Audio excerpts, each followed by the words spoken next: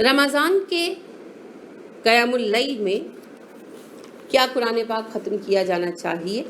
تو دیکھیے ایسا ہے کہ یہ کوئی طے شدہ اصول تو نہیں ہے. رسول اکرم صلی اللہ علیہ وسلم نے تو ویسے ہی جماعت جو ہے وہ 3 دن کرائی تھی، اور اس کے علاوہ رسول اکرم صلی اللہ علیہ وسلم کے بعد صحابہ کرام نے جب معمول بنایا تو اس میں بھی قرآن پاک ختم کرنے کا نہیں رکھا گیا، کوئی اصول نہیں رکھا گیا، مختلف صورتیں پڑھائی جاتی تھی. لیکن اب جو ہے وہ تراویح میں قرآن مجید ختم کروا دیتے ہیں، تو اس میں کوئی حرج نہیں ہے. ٹھیک ہے نا، یعنی 8 رکعتیں ہوں 20 رکعتیں ہوں، جو 2 گھنٹے کا قیام ہے اس 2 سوا 2 گھنٹے کے قیام میں 1 پارہ پڑھا دینا روز کا یا سوا پارہ پڑھا دینا کوئی بڑی بات نہیں ہے. لہٰذا اگر امام صاحب اہتمام کروا کے قرآن مجید ختم کروا دیتے ہیں تو کوئی حرج نہیں، کوئی حرج نہیں. لیکن اگر نہیں ختم ہوا تو بھی کوئی حرج نہیں، کیونکہ تراویح میں قرآن مجید ختم کرنا کوئی حکم نہیں ہے.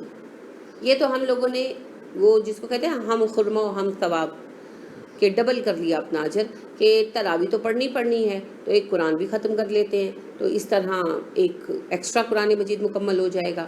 تو کوئی حرج نہیں ہے، بالکل کیا جا سکتا ہے، لیکن نہ ہو تو بھی کوئی حرج نہیں ہے. ٹھیک ہے، لہٰذا یہ جو سمجھا جاتا ہے کہ مسجد میں پڑھنے سے قرآن مجید ختم ہو جاتا ہے تو ان کا اجر بڑھ جاتا ہے، اور جو لوگ ذوف کی وجہ سے یا خواتین اپنی گھریلو ذمہ داریوں کی وجہ سے نہیں جا سکتی تو ان کا اجر کم ہو جاتا ہے، نہیں، ایسی بات نہیں ہے. مسجد میں جانے کی وجہ سے اجر بڑھتا ضرور ہے، مگر وہ اجر اصل میں جماعت کی وجہ سے بڑھتا ہے. ٹھیک ہے، لیکن اس وجہ سے نہیں بڑھتا کہ آپ قرآن پورا کر رہے ہیں، وہ تو ایک ایڈیشنل بات ہے. اللہ رب کریم اجر اس کا ہمیں عطا فرمائے، اسے قبول فرمائے. لیکن جو گھر میں رکتے ہیں ان کی بھی نماز کی اتنی ہی اہمیت ہے، اور جس ذمہ داری کی وجہ سے وہ رکے ہیں اس ذمہ داری کا بھی ان کو اجر ملے گا. تو بہرحال قرآن مجید جو ہے مکمل ہو جائے تو الحمدللہ، لیکن نہ ہو تو کوئی حرج نہیں ہے اس میں، کیونکہ یہ تراویح کا کوئی باقاعدہ حصہ نہیں ہے.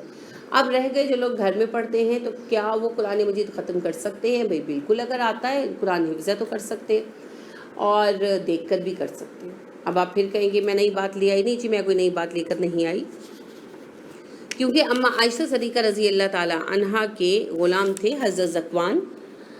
وہ نفل نماز میں رمضان میں قیام اللیل میں قرآن مجید دیکھ کر ان کی امامت کرایا کرتا تھا، یعنی خواتین کی جماعت کی امامت کروا دیا کرتے تھے.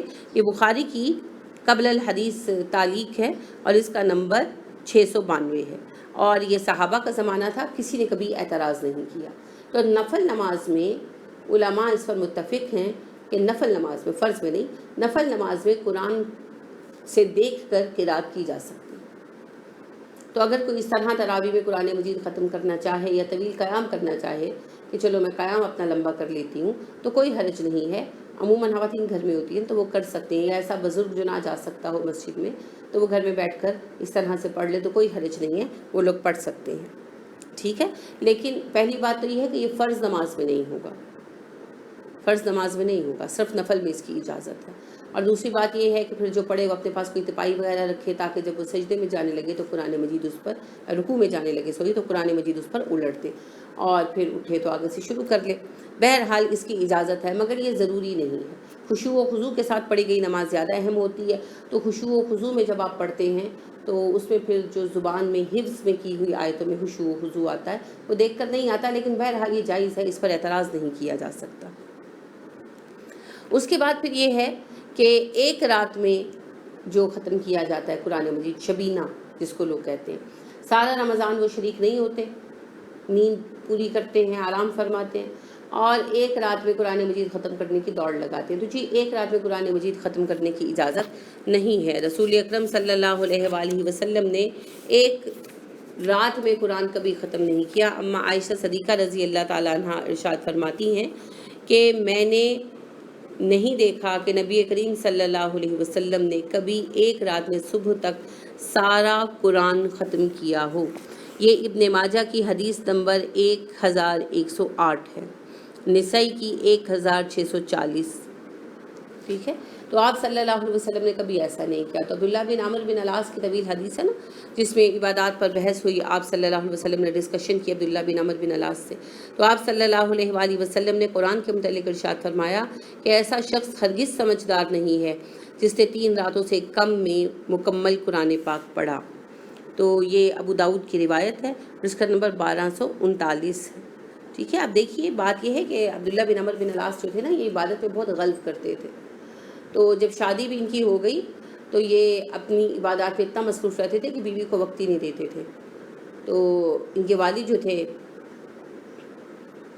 ابن العاص، عمر بن العاص، تو انہوں نے اپنی بہو سے پوچھا تو وہ کہنے لگی کہ بھئی بہت اچھے ہیں، رویہ بہت اچھا ہے، لیکن مجھے ٹائم بالکل نہیں دیتے۔ تو اس پر پھر انہوں نے آ کے رسول اکرم صلی اللہ علیہ وسلم سے بات کی کہ اس طرح عبداللہ کا تو یہ رویہ ہے۔ تو عمر بن العاص رضی اللہ عنہ کی اس بات پر آپ صلی اللہ علیہ وسلم نے عبداللہ کو بلوایا، تو ان سے پوچھا تو انہوں نے کہا کہ میں ساری رات نفل پڑھتا ہوں، ہر روز روزہ رکھتا ہوں اور قرآن مجید روز ختم کرتا ہوں۔ تو آپ صلی اللہ علیہ وسلم نے انہیں ریسٹرکٹ کر دیا کہ ایک روزہ، اگر ایک دن روزہ رکھا ہے تو اگلے دن پھر چھوڑیں، مسلسل روزے نہیں رکھنے۔ اور آپ صلی اللہ علیہ وسلم نے فرمایا جس نے روز روزہ رکھا اس نے کبھی روزہ نہیں رکھا، اور پوری رات کے نوافل سے بھی منع فرمایا اور رات کے ایک حصے میں پڑھنے کا حکم دیا۔ اور آپ صلی اللہ علیہ وسلم نے قرآن بھی اس شدت سے پڑھنے سے روکا۔ تو آپ صلی اللہ علیہ وسلم نے کہا کہ آپ کے لیے اتنا کافی ہے کہ آپ کچھ حصہ پڑھ لیا کریں۔ تو انہوں نے کہا جی مجھ میں بڑی قوت ہے۔ آپ صلی اللہ علیہ وسلم نے فرمایا اچھا 1 مہینے میں ختم کر لیا کرو۔ تو انہوں نے کہا جی مجھ میں سے زیادہ کی قوت ہے۔ آپ صلی اللہ علیہ وسلم نے انہیں 10 دن کا کہا، مگر انہوں نے اصرار کیا کہ اس سے بھی زیادہ کی قوت ہے۔ تو پھر آپ صلی اللہ علیہ وسلم نے ارشاد فرمایا کہ جس نے 3 دن سے کم میں قرآن پڑھا اس نے گویا قرآن پڑھا ہی نہیں ہے۔ ٹھیک ہے، تو شبینہ میں جو قرآن پڑھا جاتا ہے وہ آپ کو بھی پتہ ہے کیا ہوتا ہے۔ پیچھے کھڑے لوگ بھی نکل رہے ہیں، آ رہے ہیں، نکل رہے ہیں، آ رہے ہیں، اور خود امام بھی بیچارے کی ختم ہوئی ہوتی ہے ہمت، اور ایسا قرآن پڑھا جاتا ہے کہ جو سمجھ ہی نہیں آتا۔ تو نہیں جی، آپ انفرادی طور پر اگر کچھ کرنا چاہتے ہیں تو وہ پھر آپ کا ذاتی معاملہ ہے، لیکن اس میں بھی ایک رات میں قرآن نہیں آپ ختم کریں گے، اجازت نہیں ہے۔ ایٹ لیسٹ 3 راتیں، ایٹ لیسٹ، اور یہ بھی پسندیدہ نہیں ہے، کیونکہ آپ صلی اللہ علیہ وسلم نے اپنی خوشی سے ان کو 30 دن کہا تھا۔ آپ صلی اللہ علیہ وسلم نے کہا تھا کہ آپ 1 مہینے میں ختم کریں، مگر جب انہوں نے کہا کہ مجھ میں اس سے زیادہ قوت ہے تو پھر آپ صلی اللہ علیہ وسلم نے 10 دن کہا، اور پھر جب انہوں نے اس پر بھی اصرار کیا تو آپ صلی اللہ علیہ وسلم نے 3 دن کہا۔ تو یہ 3 دن پسندیدگی کی اجازت نہیں ہے، پسندیدہ اجازت ہے 30 دن، تاکہ جو پڑھیں پتہ بھی ہو کیا پڑھا۔ ٹھیک ہے، اور آپ یہ دیکھیے کہ آپ صلی اللہ علیہ وسلم کے اس فرمان کو دہرانے کے بعد عبداللہ بن عمر طویل عمر پائی تھی، تو بالکل بوڑھے ہو گئے تھے۔ انہوں نے غالباً 95-96 سال عمر پائی تھی، ایگزیکٹ ابھی مجھے یاد نہیں ہے، لیکن 90+ ہو کر وفات پائے۔ تو آپ رضی اللہ عنہ جب بوڑھے ہو گئے تھے تو افسوس کیا کرتے تھے اور کہا کرتے تھے کہ کاش میں نے رسول اکرم صلی اللہ علیہ وسلم کی رعایت قبول کی ہوتی، کیونکہ اس وقت تو بڑی قوت ہوتی ہے نا جب جوانی ہوتی ہے، مگر پھر وقت کے ساتھ انسان ڈھلتا ہے، بیماریاں لاحق ہو جاتی ہیں اور ہمت نہیں رہتی، تو پھر آخر تک وہ اللہ کے ساتھ یہ عہد نبھانا مشکل ہو جاتا ہے۔ خیر عبداللہ بن عمر جو تھے انہوں نے نبھایا آخر تک، روزے کا بھی وہی معمول تھا اور یہ تہجد کا بھی وہی معمول تھا، قرآن کا بھی وہی معمول تھا، مگر اپنے شاگردوں سے کہا کرتے تھے کہ اب میں سوچتا ہوں کہ کاش میں نے رسول اکرم صلی اللہ علیہ وسلم کی رعایت قبول کی ہوتی، ہے نا۔ تو یہ اللہ کی رعایت ہے، اس کو خوشی خوشی قبول کریں۔ ایک رات میں قرآن مجید ختم کرنا سخت بدعت ہے، اس کا کوئی اصول نہیں ہے، اور اس سے قطعی طور پر پرہیز فرمائیے۔ یہ اس میں شریک ہونے کی ضرورت نہیں ہے، نہ اس کا اہتمام کرنے کی ضرورت ہے، ٹھیک ہے۔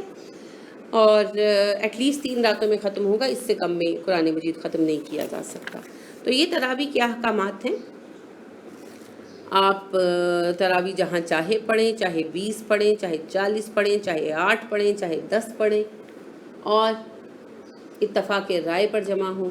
اللہ رب کریم کے ہاں خلوص کی اہمیت ہے، ان جھگڑوں کی کوئی اہمیت نہیں ہے۔ یہ جو بات میں آپ کو بتا رہی ہوں، آج میں نے آپ سے عرض کی ہے کہ یہ نفل نماز ہے اور اس میں رکعتوں کی قید نہیں ہے، یہ کوئی ایسا چھپا ہوا معاملہ نہیں ہے جو مجھ پر ہی القا ہوا ہے۔ دلوں میں آتا ہے نا کہ بھئی یہی بی بول رہی ہے، پہلے تو کبھی نہیں سنا۔ تو بات یہ ہے کہ نہیں سنا کیونکہ کہتے نہیں ہیں، کہہ دیں اور معاملہ نمٹ جائے تو پھر دکانداری کیسے چلے گی، پھر گروہ بندی میں ایک گروہ دوسرے گروہ پر فوقیت کیسے پائے گا۔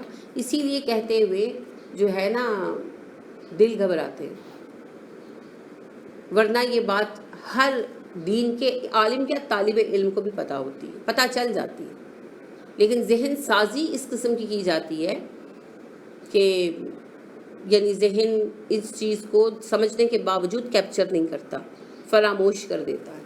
تو بہرحال مجھے امید ہے کہ اس سال آپ تراویح بحیثیت مسلمان ادا کریں گے، بحیثیت کسی گروہ کے پیروکار کے ادا نہیں کریں گے، لہٰذا جس میں آپ کو سہولت ہو وہی کیجیے۔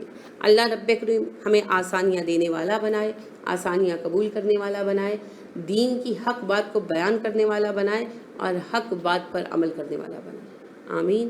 سبحانک اللہم و بحمدک ونشہد ان لا الہ الا انت ونستغفرک ونتوب الیک۔